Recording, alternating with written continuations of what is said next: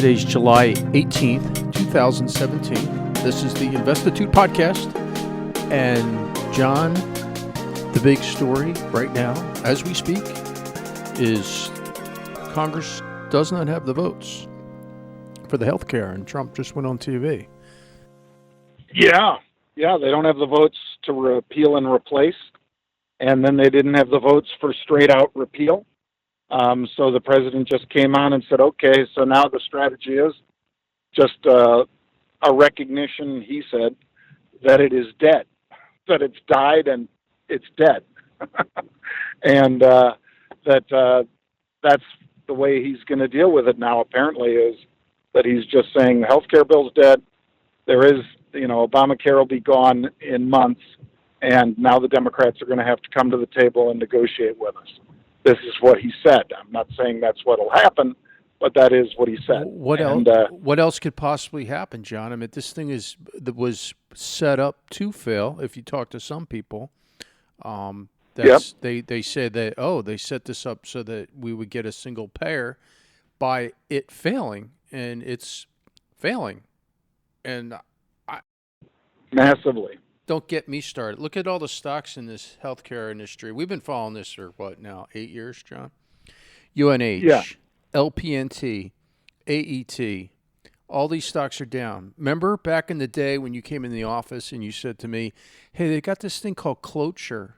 It's this parliamentary procedure. And I said, what's that? And you said it's something new. I guess you had heard about it somewhere. And that was the parliamentary. Yeah, they're going to pass it through reconciliation and all that kind of stuff. And I said, no way, as I made an espresso. And I went over and had like my 10th espresso of the morning, and I'm like, what the hell is this? And I started talking to somebody. I think I Googled it. And sure enough, it came to pass. They pulled a slick one on us and passed this thing to begin with. And guess what happened to all those options and all those stocks? They all went up. Every one of them. Yeah. I mean, just look at those charts, folks. Again, if we wanted better health care, this wasn't the way to go about it. Most of us knew that. If you wanted to get prices down, it also wasn't the way to do it, to basically offer bailouts to insurance companies or, slush funds for insurance companies. The way to do it would have been to take some baby steps to make insurance viable across state lines. To push it out there that people would have to, have some real competition. And again, we're in an era, Andrew, where people create apps and make billions of dollars.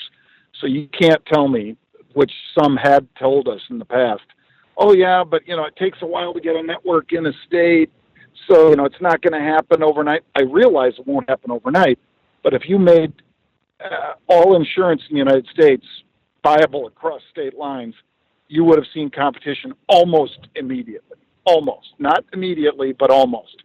Because, again, if they would have streamlined it and they would have said, look, because this is important to us, which it should be, we're going to streamline the process, make it so new companies can come in and, set up in Illinois, in California, in Texas, and wherever, it would have dropped premiums.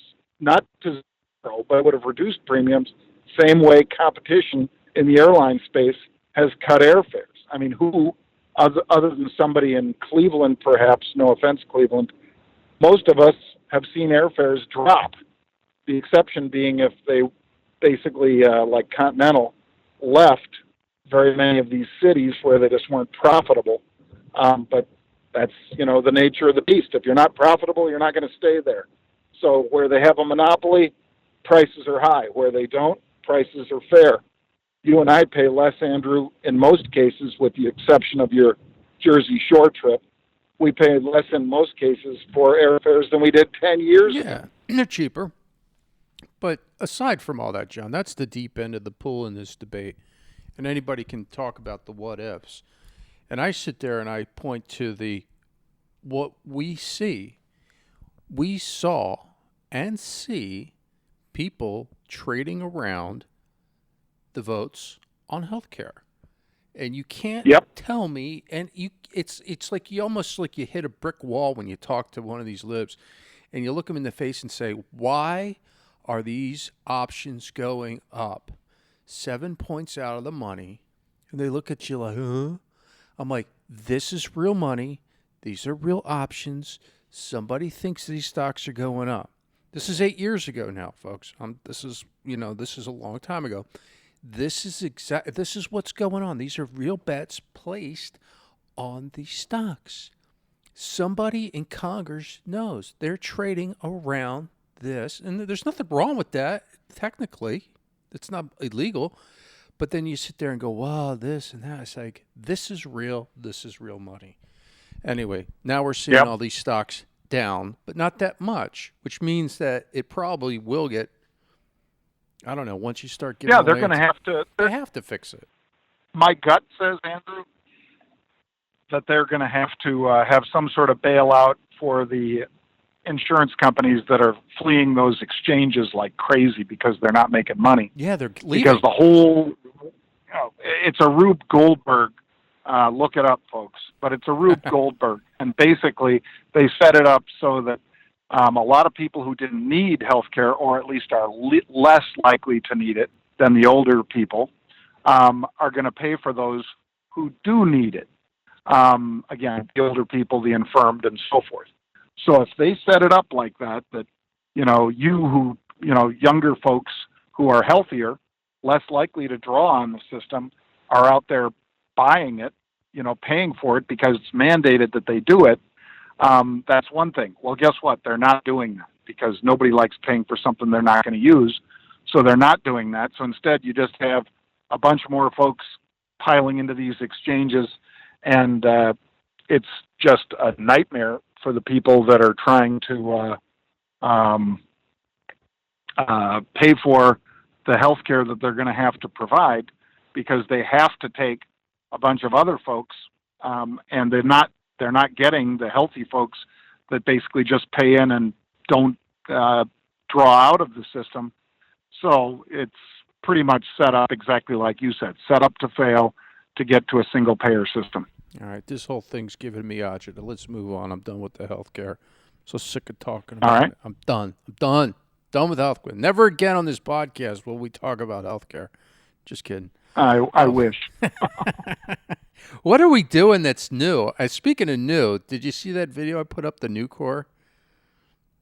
Yeah, I liked it. I know that you weren't. You did? It's down, but yeah, I put it up just for the fun. I mean, it was a little Instagram. If you go to John's Instagram, you can see it because I'm trying to come up with new and exciting ways to show activity.